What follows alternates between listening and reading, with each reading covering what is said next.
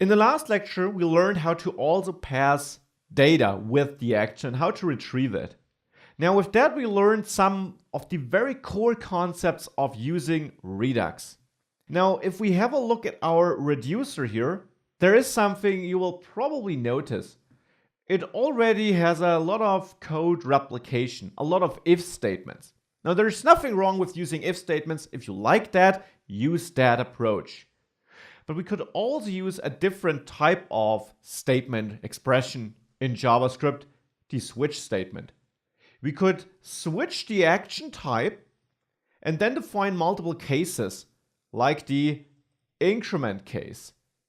Then we have a colon, so normal JavaScript syntax, and then here we could return this updated state for the increment case. And now we can get rid of that if statement. And now we can of course add more cases here. So one case for decrement. And I don't need to add a break statement because return automatically exits out of this function. We never reach this line then. Only of course if we get into this case in the first place. So for decrement, we would also return a state here. We would return this state. And now we can repeat this of course for all the cases. So I'll quickly add a case for adding and a case for subtracting. And of course, these identifiers still have to match the identifiers you use when dispatching actions. So the identifier you set here on the type in the counter container.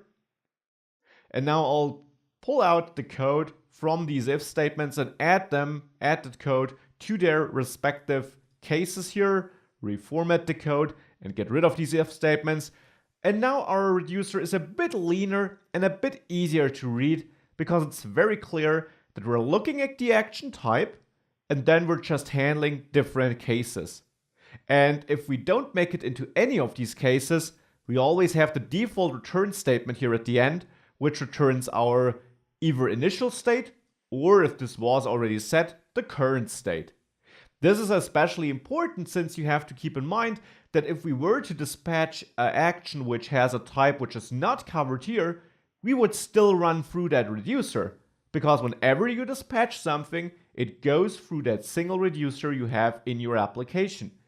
Therefore, if that reducer doesn't handle that action type you dispatched, you have to return the current state to not break your application.